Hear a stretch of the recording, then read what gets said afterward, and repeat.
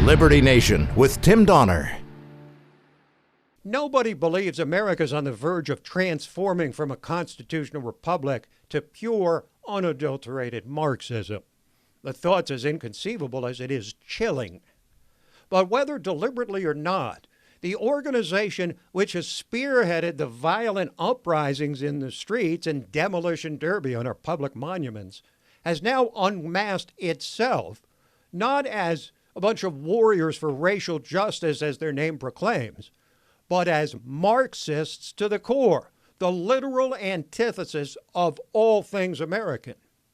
Indeed, as violence rips the seams on the physical, social, and spiritual fabric of so many of the nation's great urban centers, the darkest fears of people who are still proud of the American project have been confirmed in two frightening statements over the last several days. One asserting the political philosophy of Black Lives Matter, and the other its ultimate intentions.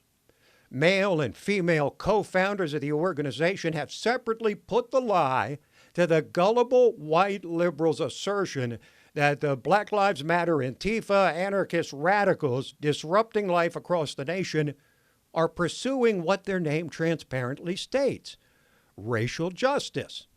They are not, unless you define such justice as a complete teardown of the existing order.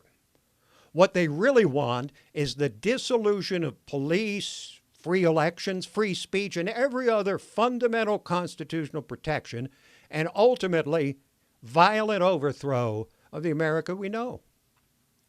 If you're prone to dismiss this as an exaggeration, consider first this statement about the core beliefs of Black Lives Matter by their co-founder, Patrisse Cullors. We actually do have an ideological frame. Myself and Alicia in particular are trained organizers. We are trained Marxists. We are trained Marxists. There's no walking back a statement like that. Not that she would anyway. It's not like the Marxists and their anarchistic and nihilistic brothers and sisters tearing apart our inner cities are trying to hide their totalitarian intentions.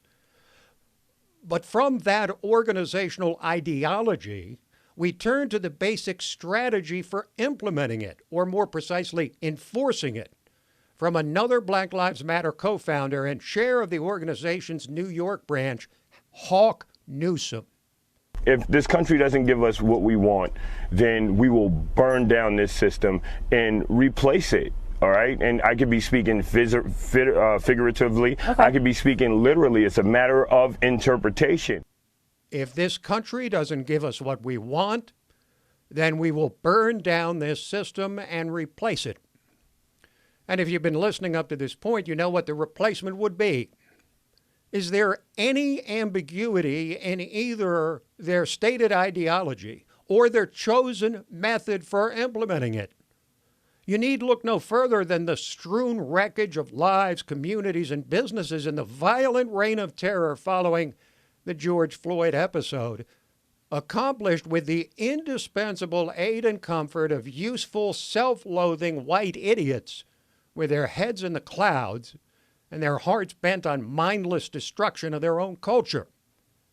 And yet these naked truths about the people fomenting a race war in the land are conveniently ignored by the elite media, which has traded truth for open advocacy of anything marked with the stamp of progressive. They essentially advance a narrative that Donald Trump is a greater threat to the country than trained Marxists advancing on one target after another, unchecked by Democratic leaders fomenting civil war in the streets. Hello, wake-up call. These people are not about racial justice. They're totalitarians who hate America and are bent on destroying every freedom associated with it.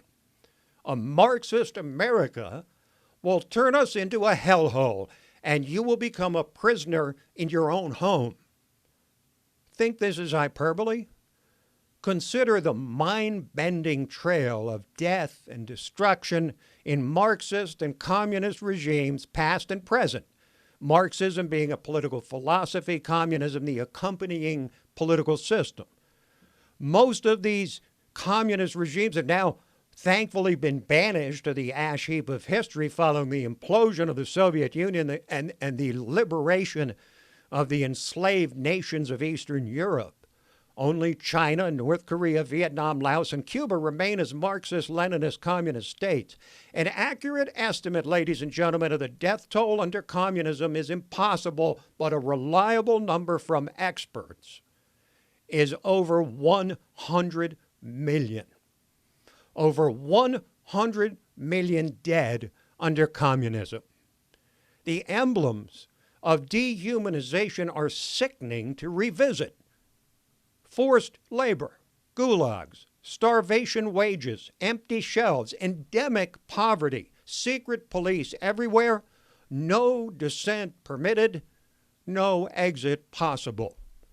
This is the unvarnished truth of a century of Marxist tyranny. And this is what the co-founders of Black Lives Matter have now established as their goal for America. A governance of supposed white supremacy replaced by the iron rule of Marxist militants.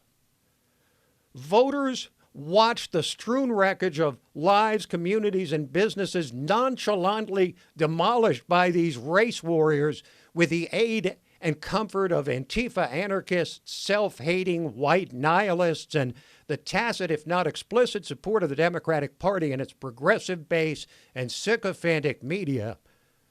Do these voters yet have any idea what's in store for them if these people are given the power to rule?